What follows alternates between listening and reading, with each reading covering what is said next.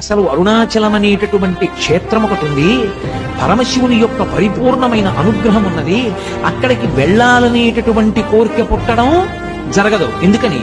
అసలు కొన్ని కోట్ల జన్మలెత్తితే తప్ప అరుణాచల పర్వతం గురించి తెలుసుకోడు.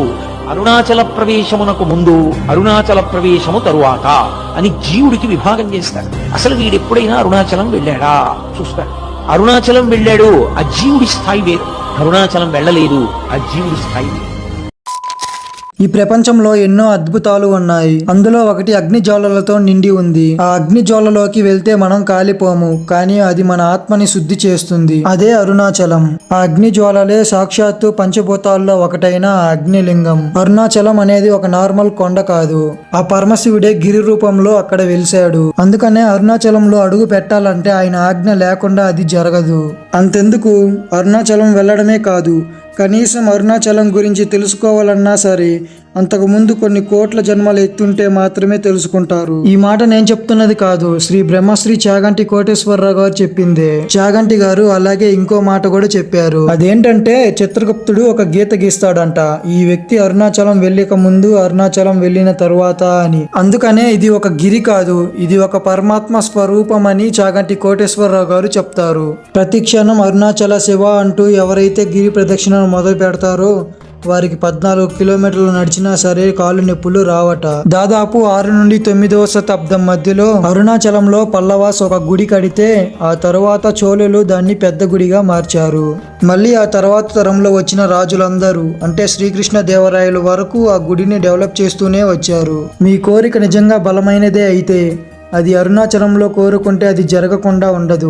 అది అరుణాచలం అంటే. అమెరికన్ సైంటిస్టులు అరుణాచల గిరి యొక్క మట్టిని తీసుకెళ్లి పరీక్షలు చేశారు. వచ్చిన రిజల్ట్స్ ను చూసి వాళ్ళు షాక్ అయ్యారు. ఎందుకంటే అరుణగిరి హిమాలయ పర్వతాల కన్నా కొన్ని 100 కోట్ల సంవత్సరాల క్రితమే ఏర్పడబడింది. ఇది స్వయాన అమెరికన్ సైంటిస్టులే చెప్పారు. GSI global survey of India ప్రకారం హిమాలయ పర్వతాలు 5 కోట్ల సంవత్సరాల క్రితం ఏర్పడ్డాయి. కానీ అరుణగిరి 350 నుంచి 450 కోట్ల సంవత్సరాల క్రితమే ఏర్పడిందంట. మన తెలుగు వారు చేసుకున్న అదృష్టం ఏమిటంటే చాగంటి గారు తెలుగు వారు అవ్వడం. ఆయన అరుణాచలం గురించి చెప్పడం వల్ల ఇవాళ ఎక్కడో తమిళనాడులో తిరువన్నమలైలో ఉన్న అరుణాచలంలో దాదాపు 70% భక్తులు మన తెలుగు వాళ్లే ఉన్నారు. అందులో ఎంతో మంది యూత్ కూడా ఉన్నారు. ఇదంతా జరగడానికి కేవలం ఒక్కరే కారణం, ఆయనే చాగంటి గారు. అయితే అరుణాచల గురించి స్టోరీ ఏంటి? ఎందుకు ఇంతమంది భక్తులు అరుణాచలంకి వెళ్తున్నారు? నిజంగా అక్కడ శివుడు ఉన్నాడా? గిరిపైన కొంతమంది సమస్యల్లో ఉన్నప్పుడు శివుడు ఎలా వచ్చి కాపాడాడు? అసలు రమణ మహర్షి ఎవరు? ఆయన చనిపోయినప్పుడు ఏం జరిగింది? ఇవన్నీ ఈ వీడియోలో తెలుసుకుందాం. తిరువన్నమలైలో అరుణగిరి ఎలా ఏర్పడింది? అరుణగిరి ఎలా ఏర్పడింది అనేది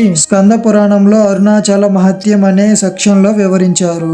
సత్యయుగం ప్రారంభమయ్యింది. బ్రహ్మదేవుడు కూడా సృష్టిని ప్రారంభించాడు, అంటే జీవులందరినీ పుట్టించడం ప్రారంభించాడు. ఇంకోవైపు విష్ణువు సృష్టిని ముందుకు నడిపిస్తూ ధర్మ అధర్మాలను సరిసమానంగా ఉండేలా చూసుకుంటున్నాడు. అయితే వీళ్ళ పనిని చక్కగా చేసుకుంటూ వెళ్తూ ఉంటారు. ఒకరోజు బ్రహ్మ విష్ణువు ఎదురవటం జరుగుతుంది. అప్పుడు వారిద్దరి మధ్య ఒక సీరియస్ డిస్కషన్ వస్తుంది. అది ఏంటి అంటే వారిద్దరి మధ్య ఎవరి గొప్ప అని సంభాషణ స్టార్ట్ అవుతుంది. అప్పుడు బ్రహ్మదేవుడు ఈ సృష్టిని పుట్టించేదే నేను, అందుకు నేనే గొప్ప అని అంటాడు. ఇంకోవైపు విష్ణువు ఈ విశ్వాన్ని నడిపించేదే నేను, సో నేనే గొప్ప అంటాడు. ఇలా వీళ్ళ చర్చ జరుగుతూ ఉన్న ప్లేస్ లోకి వీళ్ళ ప్రాబ్లం ని సాల్వ్ చేయడానికి ఆ పరమేశ్వరుడే దిగి వస్తాడు. శివుడు వాళ్ళ మాట విని ఒక పెద్ద అగ్నిలింగం లాగా మారతాడు. అలా పెద్ద అగ్నిలింగం లాగా మారిన తర్వాత బ్రహ్మ విష్ణువులిద్దరికి పరీక్ష పెడతాడు. ఈ లింగం మొదలు మరియు చివర, అంటే ఈ లింగం ఎక్కడ మొదలైందో ఎక్కడ ముగుస్తుందో ఎవరైతే ముందు కనిపెడతారో వారు మాత్రమే గొప్పవారు అని శివుడు చెప్తాడు.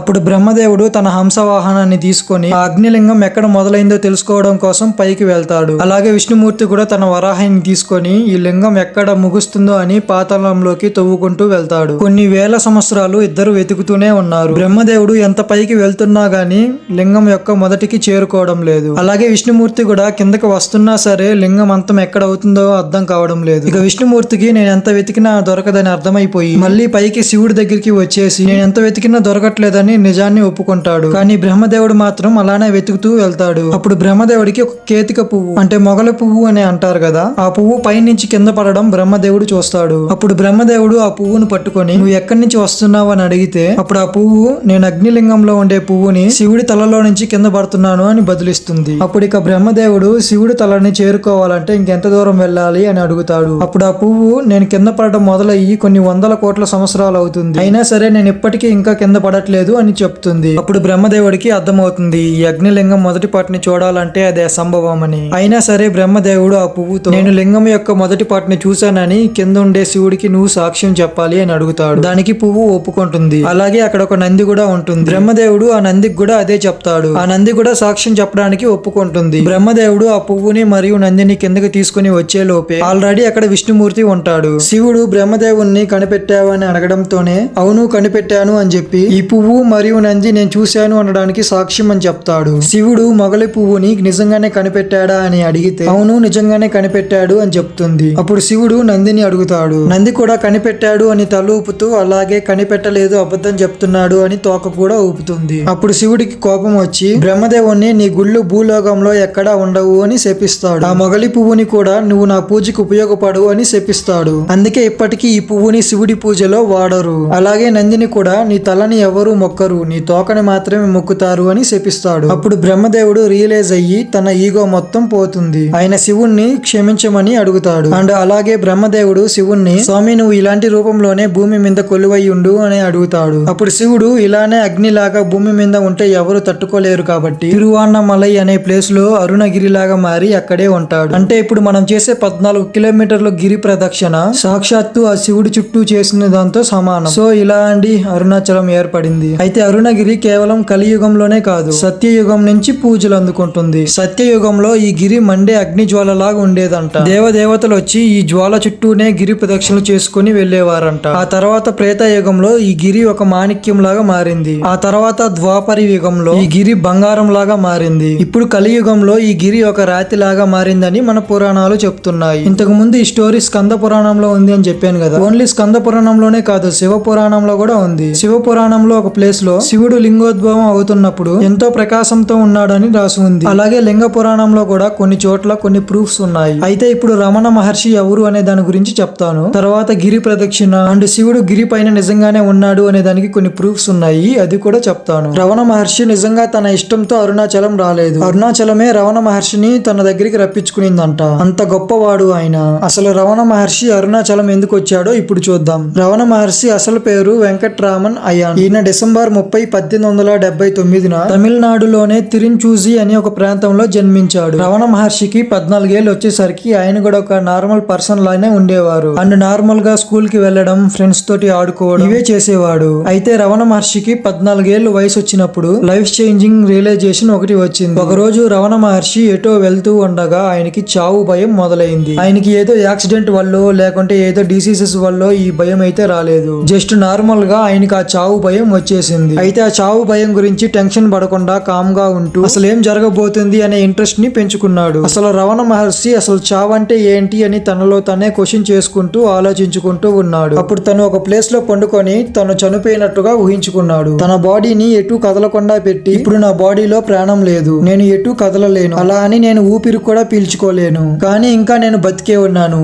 అని ఆలోచిస్తూ ఉండగా ఆయనకి సడన్ గా ఒక రియలైజేషన్ వస్తుంది. అది ఏంటి అంటే నేను చనిపోయినా సరే నా లోపల ఇంకా ఏదో ప్రాణంతోనే ఉంది. అది ఏంటి అని ఆలోచిస్తూ ఉన్నప్పుడు ఆయనకి అప్పుడే తెలుస్తుంది అది నిజమైన ఆత్మ అని. ఈ శరీరం, నేను వేసుకున్న దుస్తులు ఇది నేను కాదు, నా లోపల ఉన్న ఆత్మే నిజమైన నేను అని అర్థం చేసుకుంటాడు. దీన్నే సెల్ఫ్ రియలైజేషన్ అని మనం అంటాము. అంటే నువ్వెవరో నువ్వే తెలుసుకోవడం అని. అయితే ఇందులో రమణ మహర్షి స్పెషల్ ఏంది అనుకుంటున్నారా? చెప్తా వినండి. నార్మల్ గా ఒక సెల్ఫ్ రియలైజేషన్ రావాలంటే ఒక గురువు గైడెన్స్ ఉండాలి, మంత్రాలు కూడా వచ్చి ఉండాలి, దీర్ఘ ధ్యానం కూడా చేసి ఉండాలి. ఇలా ఇవన్నీ కేవలం ఒక్క రోజులో కాదు, కొన్ని వందల సంవత్సరాలు ఇలా ధ్యానం చేస్తేనే ఇది జరుగుతుంది. అప్పుడే సెల్ఫ్ రియలైజేషన్ అనేది ఒక నార్మల్ పర్సన్ కి కలుగుతుంది. కానీ రమణ మహర్షికి మాత్రం ఇవేవి లేకుండా ఒక్క రోజులోనే వచ్చేసింది. అందుకే రమణ మహర్షి గొప్పవాడు. ఒక్కరోజు అంటే ఒక్కరోజు కాదు, ఆయన ముందు జన్మల్లో ఎంత సాధన చేశాడో ఆయనకే తెలుసు. రమణ మహర్షికి ఎప్పుడైతే రియలైజేషన్ వచ్చిందో అప్పుడే తన ఈగోనైతే వదిలేశాడు. ఎవరైనా తన దగ్గరికి వస్తే వాడు వీడు అనేవాడు కాదు, వారు వీరు అనేవాడు. అప్పటి నుంచి ఆయన మోస్ట్లీ సైలెంట్ అయిపోయాడు. తన బట్టలు కూడా తీసేసి కేవలం ఒక లంగోటి పైనే ఉండేవాడు. అప్పుడే వెంకట్రామన్ కాస్త రమణ మహర్షి అయిపోయాడు. అలా అనుకున్న కొన్ని రోజుల్లోనే ఆయన అరుణాచలం అరుణాచలం బయలుదేరాడు. అరుణాచలంలో ఆయన వేసిన మొదటి అడుగు అప్పుడే. అప్పటి నుంచి రమణ మహర్షి ఆయన చివరి శ్వాస వరకు అరుణగిరి పైనే ఉన్నాడు. వన్స్ అరుణాచలం వచ్చిన తర్వాత ఆయన సైలెన్స్ ఇంకా ఎక్కువ పెరిగిపోయింది. ఆయన ఎక్కువ రోజులు ధ్యానంలోనే ఉండేవాడు. ఆయన అలా మెడిటేషన్ చేస్తూ ఉంటే ఆయన మొహం మెరిసిపోవడం ఎంతో మంది చూశారంట.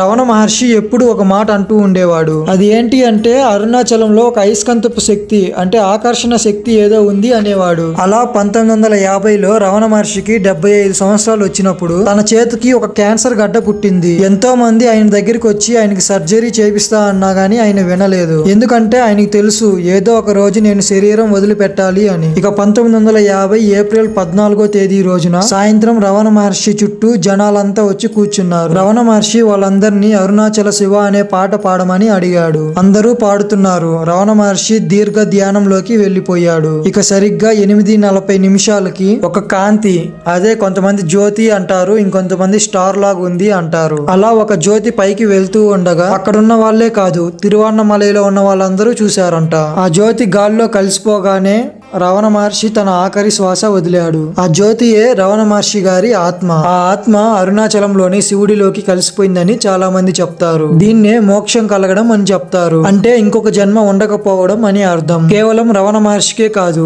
డొక్కా సీతమ్మ గారికి కూడా ఇలాగే జరిగింది. రమణ మహర్షి గారు ఎంత గొప్పవారు అని చెప్పడానికి ఒక చిన్న ఎగ్జాంపుల్ చెప్తాను. అరుణగిరి పైన వర్షాలు పడకపోవడం వల్ల చాలా కరువు ఏర్పడుతుంది. అక్కడ ఉన్న వాళ్ళు ఎన్ని బావులు తవ్వినా సరే అక్కడ నీళ్లు పడవు. అప్పుడు వాళ్ళంతా రమణ మహర్షి దగ్గరికి వచ్చి బావి ఎక్కడ తవ్వమంటారు అని అడుగుతారు. అప్పుడు రమణ మహర్షి తన కూర్చున్న ప్లేస్ లోనే చిన్న గొయ్యి తవ్వగానే అందులోంచి నీళ్లు బయటకు వస్తాయి. ప్రజలందరూ అక్కడే బావిని తవ్వుతారు. అది ఇప్పటికీ అరుణగిరి పైన ఉంది. కావాలంటే మీరు వెళ్ళినప్పుడు ఒకసారి చూడండి. ఇప్పుడు గిరి ప్రదక్షిణ గురించి చెప్తాను, వినండి. గిరి ప్రదక్షిణ చేయడం అనేది మన అదృష్టంలానే భావించాలి. ఎందుకంటే సాక్షాత్తు శివుడే అగ్నిలింగం లాగా మారి ఆ గిరిలో కొలువై ఉన్నాడు. ఆ గిరిని తాకాలంటే మనం ఎంతో అదృష్టం చేసుకొని ఉండాలి. 14 కిలోమీటర్ల గిరి ప్రదక్షిణ చేస్తున్నప్పుడు అరుణాచల శివ అంటూ నడుస్తూ ఉంటే అసలు నడుస్తున్నట్టు కూడా అనిపించదంట. గిరి ప్రదక్షిణ గురించి స్కంద పురాణంలో ఏం రాసిందంటే అక్కడ వేసిన ప్రతి అడుగుకి మనసు, మాట, శరీరం చేసిన తప్పులన్నీ నాశనం అవుతాయంట. అక్కడ ఒక్క అడుగు వేస్తే కొన్ని వేల కోట్ల అశ్వమేధ యాగాలు చేసిన దాంతో సమానమంట.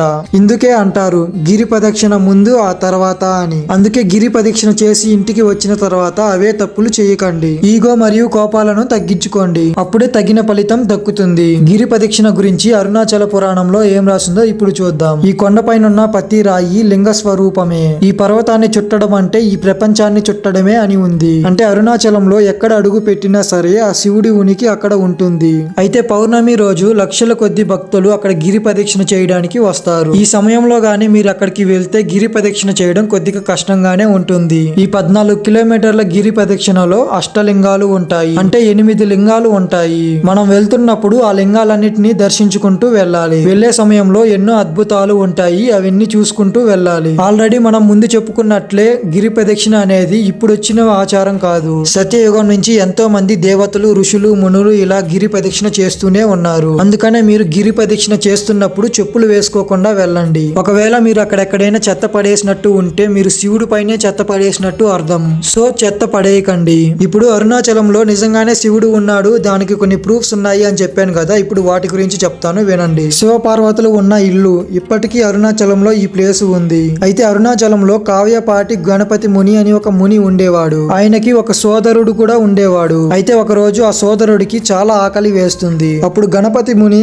తమ్ముడిని తీసుకొని కొండ కిందకి వస్తాడు. కింద ఎవరింట్లోనైనా భిక్షాటన చేసి తమ్ముడికి ఆకలి తీర్చాలని అనుకుంటాడు. అలా ఊరు మొత్తం తిరిగినా ఎవరు అన్నం పెట్టరు. ఎందుకంటే ఆ రోజు ఏకాదశి కాబట్టి ఊర్లో వాళ్ళంతా ఉపవాసం ఉంటారు. ఇక తమ్ముడికి తీవ్రంగా ఆకలి అవుతున్నా తినడానికి మాత్రం ఏమీ లేదు. అలా వాళ్ళిద్దరూ కొండపైకి స్టార్ట్ అవుతారు. అప్పుడు ఒక ముసలాయన వాళ్ళను పిలుస్తాడు. వీళ్ళిద్దరూ ఆ వ్యక్తి దగ్గరికి వెళ్తారు. ఓ మునులారా, ప్రతి ఏకాదశికి నా భార్యకి 2 మునులకి అన్నం పెట్టడం అలవాటు. మీకు అభ్యంతరం లేకపోతే మీకు భోజనం పెడుతుంది అని పిలుస్తాడు. అప్పటికే ఆకలితో ఉన్నవారు భోజనం చేయడానికి వెళ్తారు. ఇక ఆమె వచ్చి వీళ్ళిద్దరికి వడ్డిస్తుంది. వీళ్ళిద్దరూ కడుపు నిండా ఇక్కడ భోజనం తింటారు. అలా తిన్న తర్వాత ఆ రోజుకి అక్కడే పండుకుంటారు. తర్వాత రోజు పొద్దున్నే గణపతి ముని నిద్రలేసి చూశాక అక్కడ ఆ ఇల్లు లేదు, వృద్ధులు లేరు, కేవలం గణపతి గుడి మాత్రమే ఉంది. అప్పుడు గణపతి ముని ఆనంద బాష్పాలతో, ఓ పరమేశ్వర, నా ఆకలి తీర్చడానికి మీరే వచ్చారా అని ఎంతో ఆనందంతో మళ్ళీ కొండపైకి వెళ్తారు. ఇలాంటి ఈ ఒక్క స్టోరీయే కాదు, ఇక్కడ ఎన్నో స్టోరీస్ ఉన్నాయి.